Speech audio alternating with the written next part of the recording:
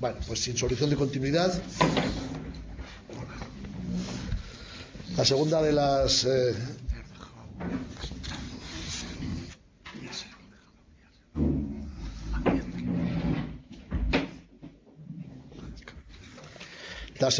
conferencias de la tarde está, bueno, presentar a Pepe Verón en Calatayud es una osadía, ¿verdad? Pero por si alguien despistado no lo conoce, decir que Pepe Verón José Verón Gormaz, es el gran humanista aragonés de principios del siglo XXI, un hombre, poeta, escritor, novelista, fotógrafo, artista, bueno, una persona realmente que tiene una cantidad de virtudes en lo que respecta a la creación, a todo tipo de creación artística, literaria, poética, extraordinaria. Además, hombre comprometido con su tiempo, participante en cualquier actividad en torno al mundo de la cultura que se le requiere en Calatayud y fuera de Calatayud. Tiene tantos premios que simplemente decir aquí el listado sería larguísimo. Premio a Aragón de las Letras, medalla de oro de las Cortes de Aragón, bueno, un montón de premios y de distinciones absolutamente merecidas. Pero aquí está por una razón, aquí está para hablarnos de los escritores y la literatura, no sobre la época de Augusto, sino en la época de Augusto. Pepe Verón, entre sus muchísimos libros, publicó una interesantísima novela. Antes hablaba de las novelas de Gabriel, como hace ese flashback en la época romana. Bueno, pues la novela de Pepe Verón, Las puertas de Roma, que está por ahí, hay por ahí algunos ejemplares, que yo tuve el honor de prologar. El demérito de la novela es que el prólogo es mío, pero aparte de eso, es una novela que hace una serie de flashback entre Marcial. Yo creo que Marcial ha sido siempre uno de los personajes de referencia, no solamente en la vida de Pepe, sino también en su propia referencia como escritor, un bilbilitano, uno de los poetas más interesantes, desde luego el maestro de los epigramas, el maestro de la literatura satírica romana. Muchas de las costumbres del mundo romano, de la Roma de finales de la segunda mitad del siglo I, las conocemos gracias a los chascarrillos, vamos a decirlo así, que en sus epigramas, en su literatura, pues escribió Marco Valerio Marcial. Esa novela, Las puertas de Roma, es, como digo, una novela que presenta dos épocas: la época de Marcial y con sus flashbacks, y en la época actual un par de profesores que hablan de, quizá con una cierta, no sé si decir melancolía, una cierta pena por la poca atención que se presta en la actualidad en nuestro país a las humanidades, a la historia, a la literatura, a eso que hace factible que los seres humanos seamos diferentes al resto de los animales, ¿no? Bueno, es como digo, una gran novela, Las puertas de Roma. Pepe es un apasionado de todo lo bilbilitano y de todo lo calatayubí, que diríamos, y nos va a hablar de esa literatura de la época, de esos escritores que escribieron en la época de Augusto, hasta al colofón de uno de sus héroes literarios favoritos, que es, como os he dicho, Marco Valerio Marcial, del cual trata esa novela de Las puertas de Roma. Bueno, no le doy las gracias porque evidentemente Pepe es el jefe en Calatayud y por tanto nos va a hablar ahora, como digo, de este tema. Muchas gracias y cuando quieras. Gracias, José Luis. Gracias a la UNED y a la Fundación Gracián por invitarme a esta ponencia. Ustedes tal vez recuerden, hay un relato de Julio Cortázar, que es El perseguidor, que está dedicado a un saxo de jazz, Eduardo, a un saxo de jazz, que es Charlie Parker, aunque allí se llama Johnny, si no mal no recuerdo. Bien, pues este músico explica, un periodista, es Cortázar, aunque ahí aparece con otro nombre, que le explica que entre dos estaciones del metro de París, él ha estado pensando e interpretando con el pensamiento dos largas piezas de jazz. Que dice, ¿cuánto te parece que duran? Dice, pues yo creo que más de 20 minutos. Dice, pues bueno, entre una y otra estación dura 1 minuto y medio. Dice, yo me pregunto, ¿cómo puedo meter 20 y tantos minutos en 1 minuto y medio? Esa es la pregunta que se hacía el supuesto Charlie Parker. Pues algo así vamos a intentar ahora, condensar casi, no llega a un siglo de literatura y de escritores en menos de una hora, en 3/4 de hora, 50 minutos. Bien, esto anuncia pues que puede haber alguna elipsis, eso por supuesto, y tal vez alguna omisión, porque al tratar de avanzar pues puede haberlo. Pero yo lo que espero es que la visión global se acerque a la que pretendo, a esa visión que debería ser. Otro asunto previo, no utilizo imágenes, no utilizo diapositivas, pero sí unas ilustraciones, y esas ilustraciones son pequeños textos de los autores. Yo digo siempre que una literatura sin textos no es literatura, y eso es lo que voy a hacer con cada uno de ellos. Unos pequeños párrafos para ver su estilo. Vamos al asunto, y es que entre las misiones de la literatura a lo largo de la historia es frecuente el servicio al poder y a la comunidad que lo mantiene. En épocas recientes encontramos ejemplos, sobre todo en regímenes autoritarios del siglo que sea. Pero si volvemos la vista hacia el pasado más o menos lejano, en este caso aún es lejano, el servicio de la literatura al Estado se puede apreciar muy claramente. Es el caso de la literatura latina, particularmente además en la época augustea. Lo ha dicho Gabriel, lo ha explicado bien. Hay diversos acontecimientos históricos en Roma que marcan muy aproximadamente los periodos literarios. Primero está la época arcaica, anterior al año 100, esa no la vamos a tratar, pero ya desembocamos en la época clásica, que sí nos interesa, que es la comprendida entre los años 100 y el 14 después de Cristo, muerte de Augusto. Se considera el principio de este periodo el comprendido entre el final de la República y el sangriento desastre de las guerras civiles. Un tiempo en el que hay dos grandes poetas, no vamos a tratar de ellos, son anteriores a nuestro cometido, pero sí citarlos, Lucrecio y sobre todo Catulo, precursor de Marcial, muy influyentes en la época que ahora vamos a... También destacan en esta época un grupo de prosistas notables como Varrón, César, Salustio, Nepote y sobre todo Cicerón. Este último, autor de una obra muy variada y muy amplia y que fue ejecutado por orden de Marco Antonio, aunque con el silencio permisivo de Augusto. O sea, él no lo mató, por supuesto, pero permitió que se hiciera. Lo ha citado también Gabriel. Tras el final de la Guerra Civil, con el Principado de Augusto surge un grupo de grandísimos poetas, nada menos que Virgilio, Horacio, Propercio, Ovidio y Tíbulo. Tíbulo, a su vez, nos da noticia de una poetisa casi desconocida, casi no se ha oído hablar de ella, que es Sulpicia. Ojo, no confundir con la Sulpicia del siglo siguiente, la Sulpicia del siglo I antes de Cristo, autora de poemas amorosos. Casi todos ellos, casi todo este grupo están bajo la influencia de Mecenas, el protector Mecenas. Bueno, como decía Gabriel, un propagandista, pero estupendo. También existen dos figuras esenciales, solo citaremos a ellos, en la prosa, que son Vitruvio y Tito Livio.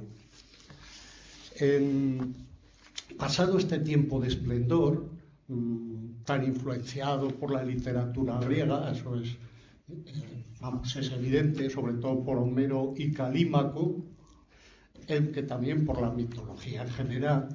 Alcanzamos la época posclásica, años 14 al 68 después de Cristo, autores como el fabulista Fedro, Manilio, Séneca, nuestro Séneca, por decirlo así, Persio, Lucano, Calpurnio Sículo, Petronio, Columela y sus agriculturas, Curcio Rufo y Séneca el Rétor, otro Séneca, y Valerio Máximo. Bien, luego pasa esta época y entramos en los años del 70 después de Cristo, en los cuales ya aparece el gran heredero de Catulo, que es Marco Valerio Marcial. Dio al epigrama un impulso notable. En la época de Augusto, hay que decir que si actualmente la enseñanza ha optado por el bilingüismo, generalmente español o castellano e inglés, en el siglo I a.C. existía también un bilingüismo, aunque la lengua que acompañaba al latín era el griego. Y no solo era el idioma, sino la literatura helena y su mitología representaban una parte esencial en los estudios. Una de las funciones que asumieron los poetas latinos fue la transformación de los mitos griegos en una mitología propia, mediante la práctica de las enseñanzas literarias que se recibían en la época. Se decía, esto es muy conocido, ¿no? Los tres verbos de interpretar, imitar y emular, tal como se gestionaba la enseñanza literaria, resumen estos tres verbos de una forma simple el proceso. La transformación de los mitos griegos en otros de ámbito latino logran un efecto de legitimación del poder político romano, que en ello se encuentra una base ideológica. La época de Augusto se sirvió de la enseñanza para extender su ideología y los intereses de Roma. Igual con la literatura y en especial con la poesía que hoy día está tan olvidada, ¿no? La poesía cumple una función pública de carácter no solo estético, sino también temático, difundiendo y elevando el carácter heroico del poder. Si en este tiempo surge el conjunto más valioso de la poesía latina, no es ajeno a ello la figura del gran protector, Cayo Cilnio Mecenas, consejero político de Octavio Augusto. Mecenas, que nació hacia el año 70 a.C., reunió bajo su protección a un importante grupo de poetas, entre los que brillan Virgilio, Horacio y Propercio, pero también otros menos conocidos, no vamos a tratar de ellos, como Domicio Marso, Lucio Vario Rufo y Plocio Tuca. Sin embargo, Mecenas nunca logró componer obras literarias, por lo menos obras literarias de cierta calidad, aunque lo intentó con insistencia, vamos. Hay 5 poetas que resultan imprescindibles y a los que nos vamos a referir en la época augustea: Virgilio, Horacio, Tíbulo, Ovidio y Propercio. Entre los demás, también cabe destacar a Sulpicia, que la he citado antes, pero más como detalle, porque es la única poetisa conocida en la época. Empecemos por Virgilio, nacido en Pietole,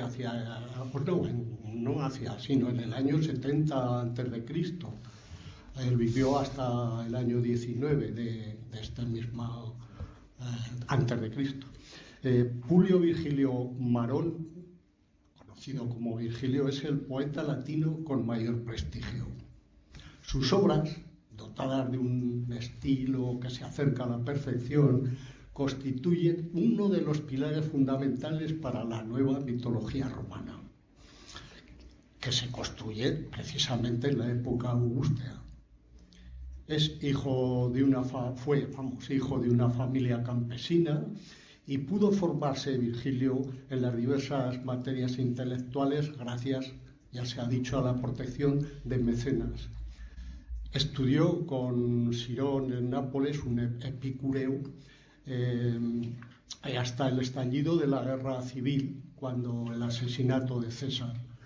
Después de esta época crudelísima, ciertamente cruel, la poesía de Virgilio surge como algo necesario para el Principado de Augusto.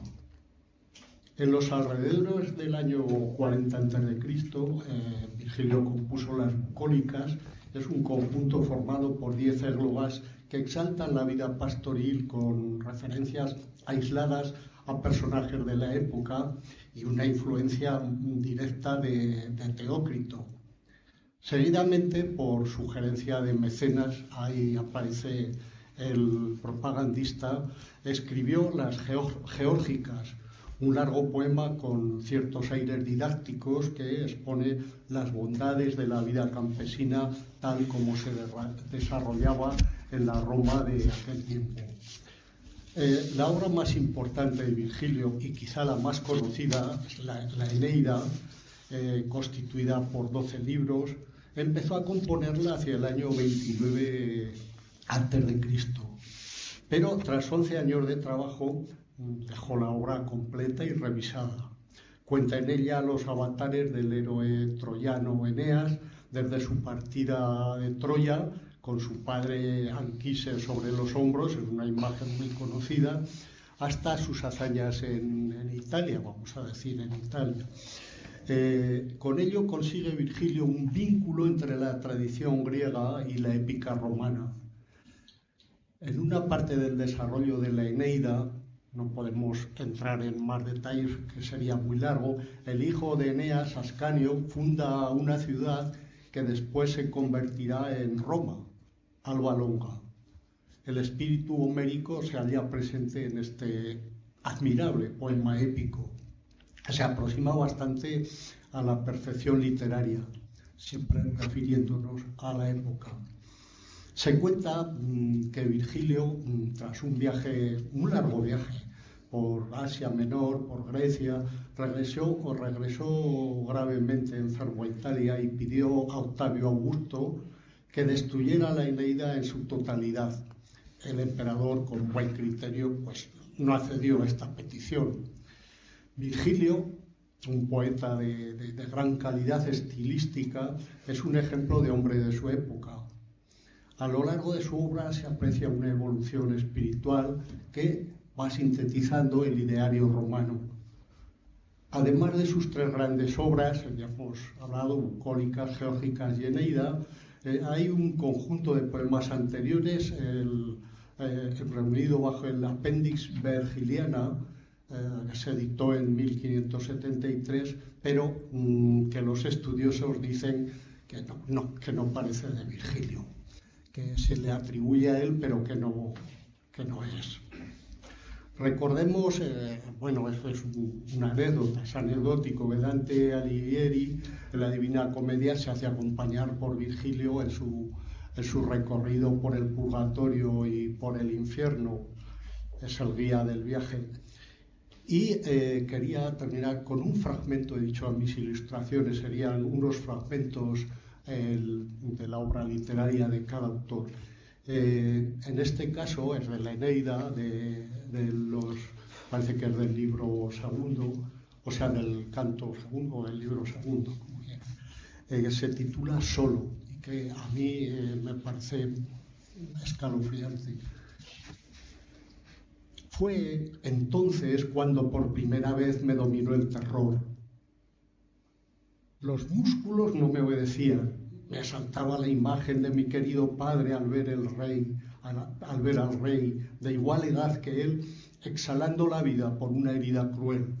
Y me asaltaba también la imagen de mi esposa Creusa abandonada, la de mi casa en llamas en el pequeño jurodentro. A duras penas dirigí mis ojos alrededor por ver cuántos seguían a mi lado. Y no vi a nadie. Todos se habían ido y ya no volverían. Sus cadáveres podían verse en tierra desparramados. Otros habían preferido en su dolor arrojarse al fuego.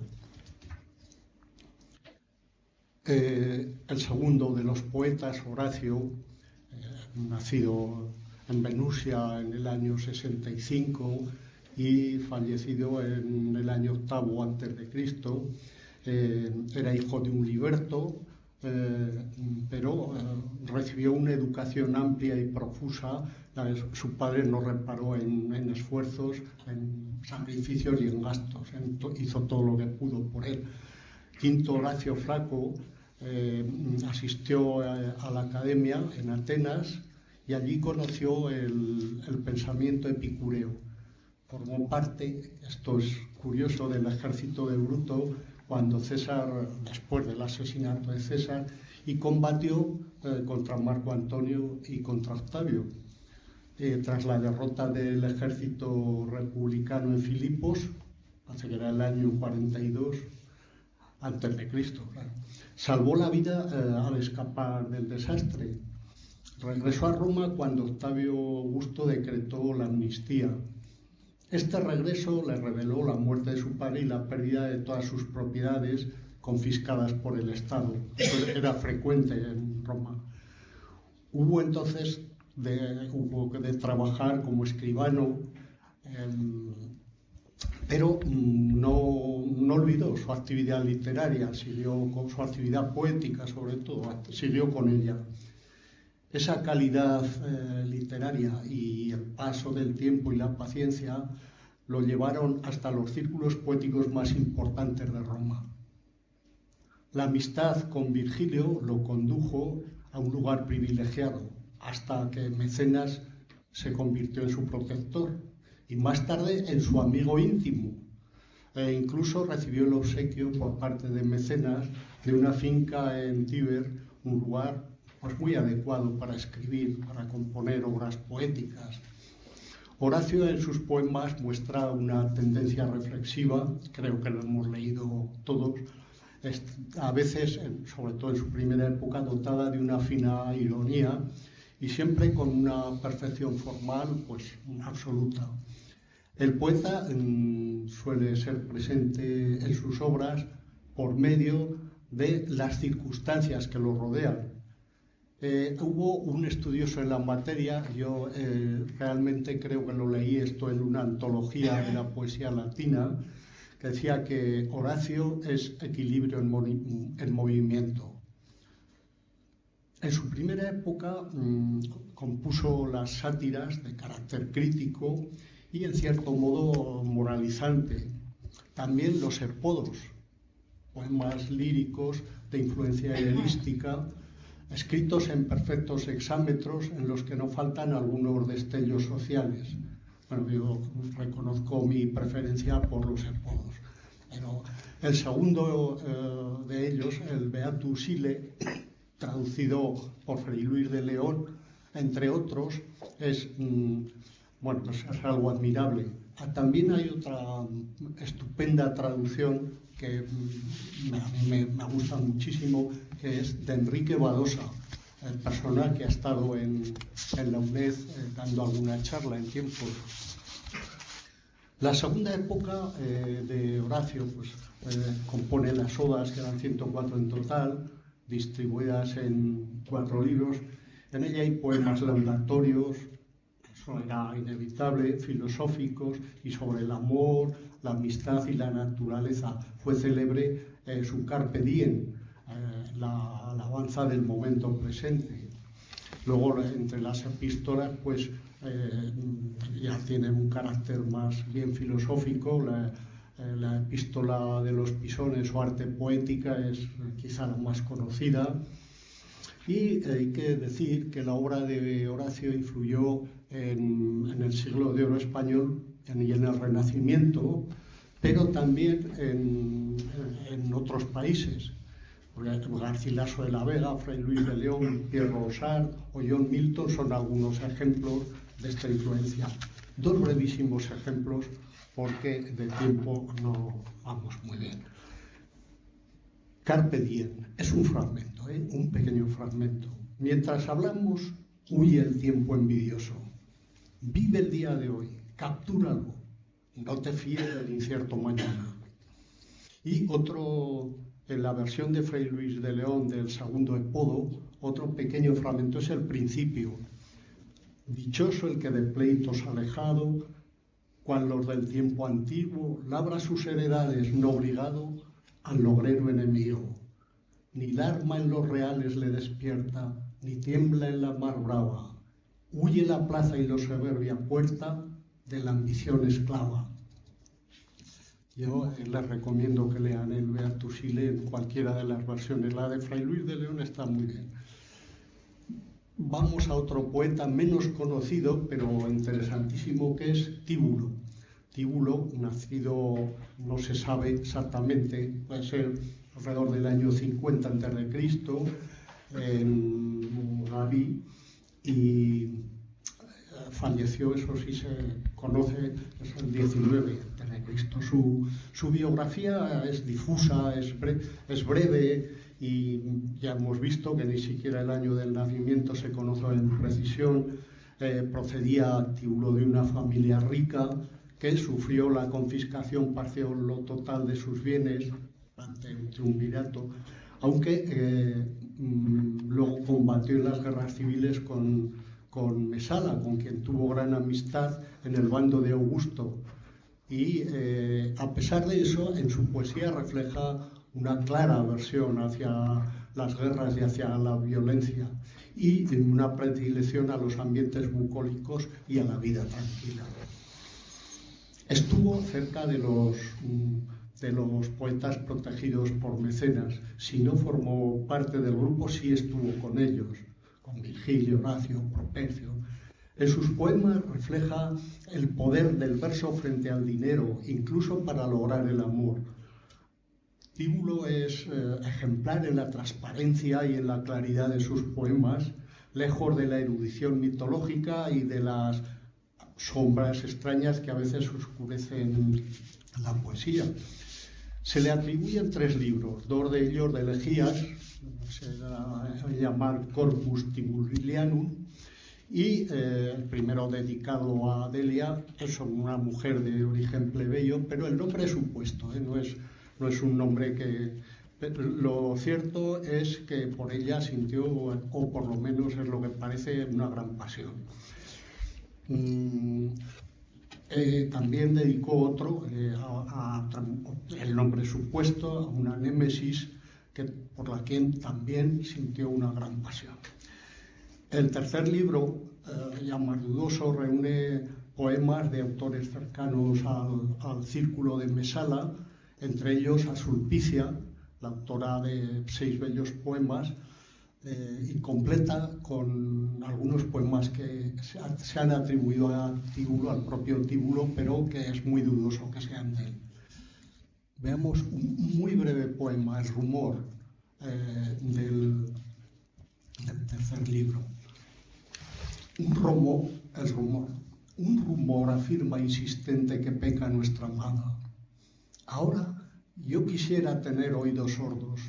Estas acusaciones se extienden a pesar de nuestro dolor. ¿Por qué al desgraciado torturas, rumor amargo? Calla.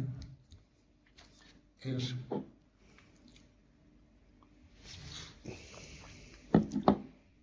otro de los poetas importantes, Propercio, nacido en Umbria, tampoco se conoce el año de su nacimiento, pero aproximadamente el 47 a.C., y vivió hasta el 15 a.C. O sea, poco tiempo, murió joven. Es un poeta lírico, Sexto Aurelio Propercio, que vivió también, como tantos otros, las consecuencias de las confiscaciones y sobre todo en este caso en los enfrentamientos entre Antonio y Augusto. Buscó en Roma su fortuna hasta que la casualidad lo llevó hasta el círculo de Mecenas, lo que le permitió desarrollar una labor poética continuada. Publicó 4 libros de elegías que a lo largo del tiempo van adquiriendo más intensidad.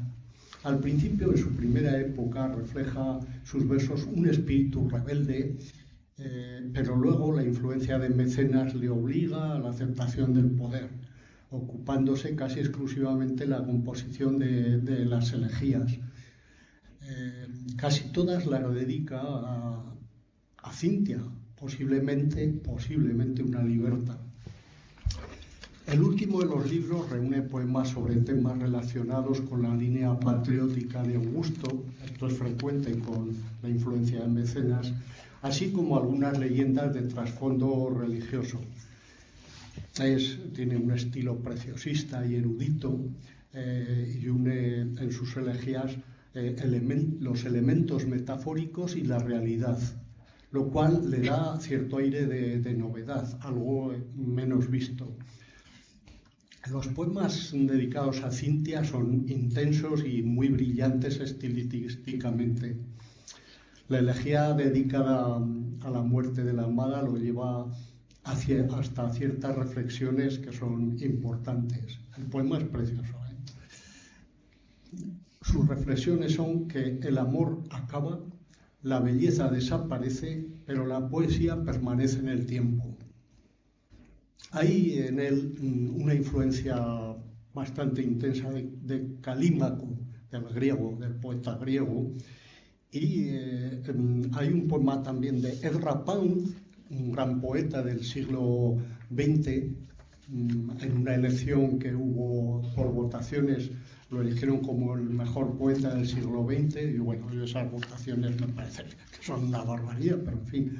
Este poema de Ezra Pound se titulaba Omas tus estus propercius, donde alude a esta influencia de Calímaco y también a ciertos aspectos oscuros del lírico latino.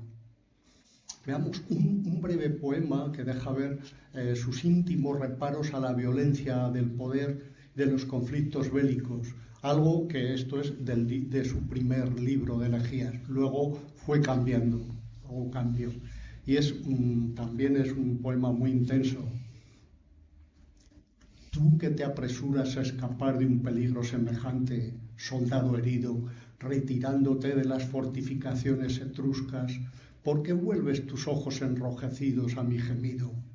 Hace poco yo era parte de vuestro ejército, y así sálvate para que tus padres puedan gozar de ti y tu hermana no asienta por tus lágrimas de lo ocurrido.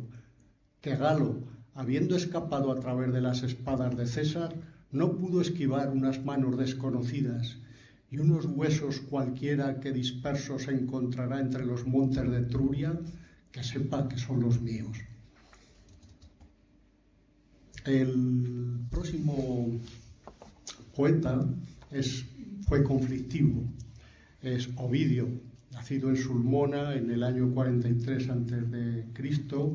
y muerto en Tomis. Tomis es actualmente Constanza, en Rumanía, en el año 17 después de Cristo. Es uno de los poetas que se apartaron de la poética, de las tendencias ideológicas del imperio. Su nombre, Publio Ovidio Nasón, siempre nos hacía gracia en el bachillerato eso de Nasón, cuya vida y obra pues se desarrollaron al mismo tiempo que el Principado de Augusto, fueron muy, muy paralelos. En Roma recibió educación sobre oratoria y política, aunque su tendencia, muy a pesar de su padre, era la composición de poemas. Cuando heredó la fortuna paterna se dedicó a completar sus estudios, a viajar por Grecia, por Asia Menor y ante todo a esa labor poética que a él le entusiasmaba. Su primer libro, compuesto en época juvenil, con influencias de Tíbulo y de Propercio, lo reúne con el título de Amores, y es una colección de elegías dedicadas siempre era una supuesta joven llamada Corina, con expresiones amorosas reales y directas, pues próximas al erotismo. Posiblemente los libros de mayor alcance poético, o sea, los fastos, bueno, son muy son pura propaganda en ocasiones, pero sobre las fiestas romanas y el origen del nombre de los meses, en fin. Y su libro, que a mí me parece más importante, son las Metamorfosis. Es una extensa epopeya que une la historia con los mitos y en versos muy cuidados. Es muy extensa, 15 volúmenes, y está considerada como un compendio de mitología clásica. De hecho, se utiliza como tal. Ovidio estuvo casado 3 veces, fue padre de 2 hijas, vivió en Roma, se relacionó con la alta sociedad, incluso con el propio Augusto, con quien, aparte de amistad, tuvo un incidente no bien determinado. Hay varias teorías, pero que pudo ser su línea moral muy distinta a la pretendida y promovida por el César. Este incidente le costó el destierro a Tomis, hoy Constanza, en Rumanía, en la costa del Mar Negro. En esa ciudad vivió hasta el fin de sus días. Allí compuso las Tristes, que son unas elegías en las que defiende su inocencia, entre otras cosas, y las Pónticas, en que entre otras cosas solicita a los amigos comunes, solicita la intercesión ante el César para que lo perdone. Ovidio murió en el destierro en el año 17 después de Cristo, y en sus últimos poemas se puede decir que une 2 mundos, el romano y el del exilio, porque él siempre con su espíritu estaba en Roma. También, en cierto modo, unía 2 épocas. Hay un fragmento que es imprescindible, es del mito de Narciso, es quizá de los más conocidos, perteneciente a las Metamorfosis. Y esto cierra la evocación de este poeta con sus propias palabras.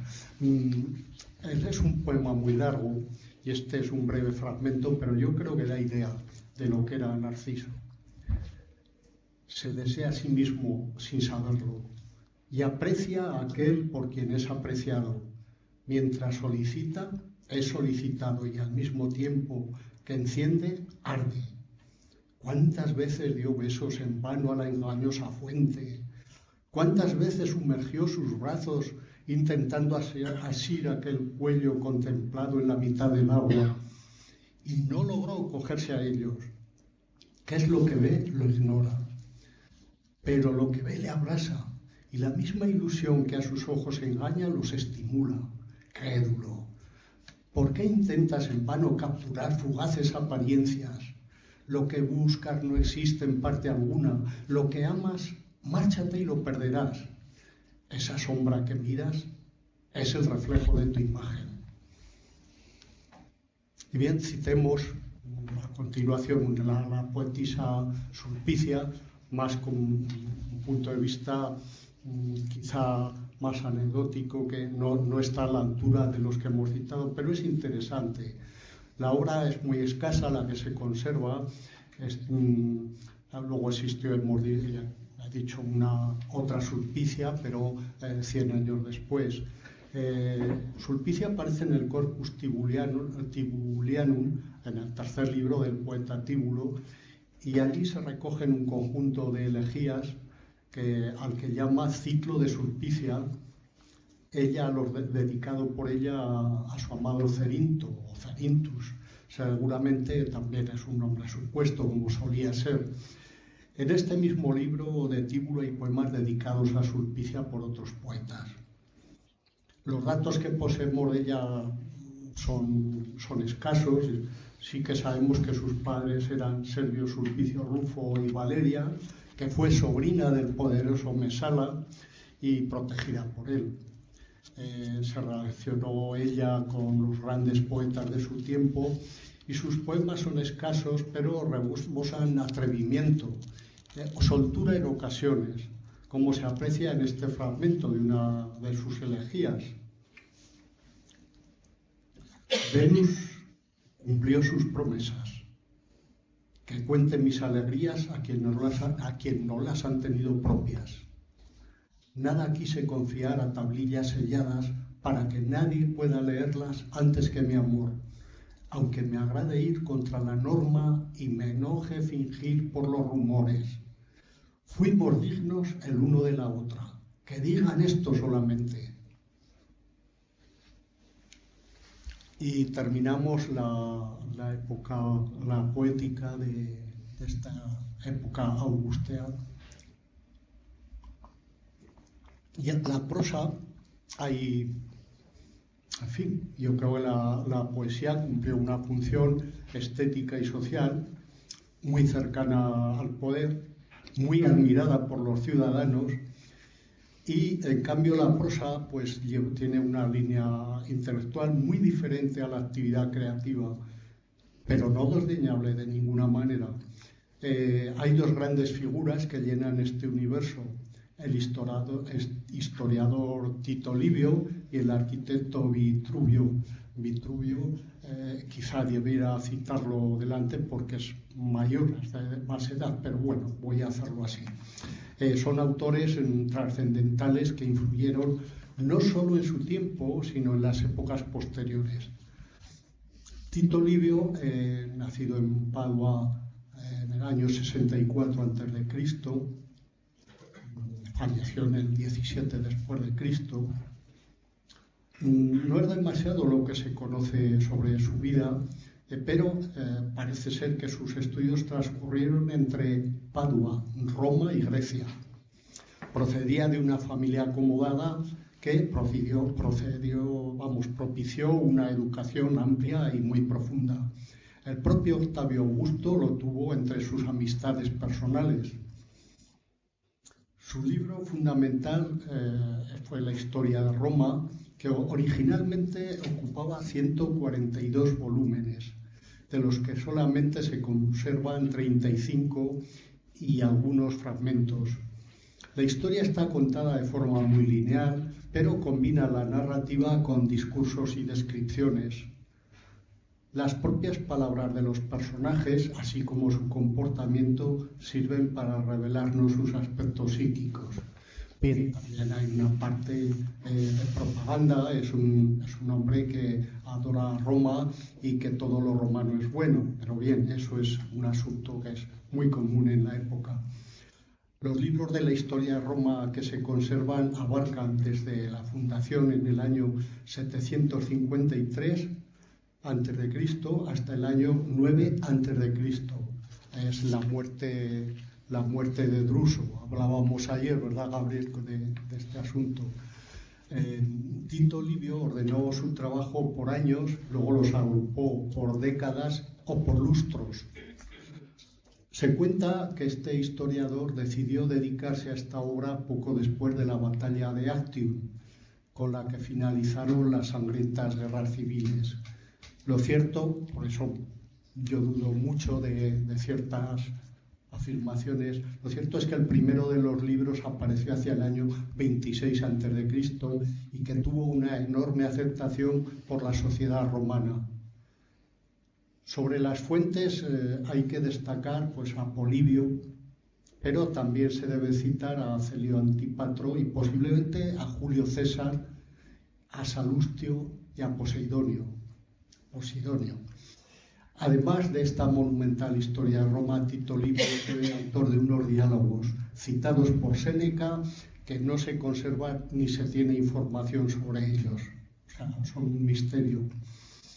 La precisión y la agilidad de su prosa logran que la historia de Roma de Tito Livio proporcione una lectura amena y rica en detalles humanos, como se aprecia en este fragmento, siempre advirtiendo que él era un propagandista de Roma. Es el asedio y destrucción de Cartago. El episodio es largo, entonces voy a ver si... Yo creo que sí, me va a dar tiempo a leer dos pequeños fragmentos. Mientras los romanos deliberaban y preparaban tales acciones, Sagunto sufría un fuerte asedio. Esta ciudad era con gran diferencia la más rica al sur del Ebro, situada a casi 2000 pasos del mar. Se dice que eran oriundos de la isla de Zante y con ellos estaban mezclados incluso algunos del linaje de los rútulos de Ardea. De cualquier forma, en breve tiempo consiguieron una gran prosperidad, tanto por el comercio marítimo y terrestre como por el aumento demográfico y por la integridad de su conducta, pues cultivaron una lealtad propia de aliados hasta su destrucción. Aníbal entró en su territorio, devastó completamente la comarca y se dirigió a la ciudad por 3 frentes. Un ángulo de la muralla daba a un valle más llano y abierto que los demás lugares de los alrededores. Contra este punto decidió llevar los manteletes, bueno, saben, por quien no lo sepa, unas defensas, tabla de madera reforzadas con chapa que utilizaban como grandes escudos. Bien, me he perdido. Bien, decidió llevar los manteletes, pues con su protección se podía acercar hasta las murallas. Pero aunque el lugar alejado de la muralla favorecía el movimiento de los manteletes, fracasaba estrepitosamente cuando se ponía en práctica la operación. Más adelante habla de algo interesante. Al principio rechazaron al enemigo con proyectiles y no dejaron ningún lugar sin peligro para los trabajos de asedio. Después ya no solo blandían sus dardos ante las murallas y la torre, sino que tenían el arrojo para hacer incursiones contra los puestos de guardia y las obras de los enemigos. Y en estas tumultuosas escaramuzas caían igual número de saguntinos que de cartagineses. Y como quiera que Aníbal, por acercarse imprudentemente al pie de la muralla, cayera gravemente herido en la parte anterior del muslo por una lanza, se produjo a su alrededor tal desbandada y confusión que faltó poco para que abandonaran los manteletes y las obras. Después se pasó a un bloqueo más que a un asalto durante algunos días, mientras se curaban las heridas del general. Durante ese tiempo hubo tregua en los combates, pero no se dejó de trabajar en las obras de ingeniería militar. Y este es el Tito Livio. Hay una edición yo conozco la de la Biblioteca Clásica Gredos, están en 7 tomos, y qué lástima que no se conserve toda la obra. El otro gran autor de la prosa es Vitruvio. No se sabe, pudo nacer en Formian alrededor del año 80 a.C. Tampoco se sabe el año de su muerte, fue hacia el año 15 a.C. O sea que no hay datos exactos ni de su nacimiento ni de su muerte. Su nombre era Marco Vitruvio Polión, era ingeniero y arquitecto, conocido popularmente por 2 construcciones suyas y por una consecuencia de su tratado. Las construcciones son el acueducto de Segovia, quien no lo conoce, y el Pont du Gard. Y la consecuencia es la famosa imagen, quizá lo más famoso de él, que es el hombre de Vitruvio, de Leonardo da Vinci. Eso está basado en él.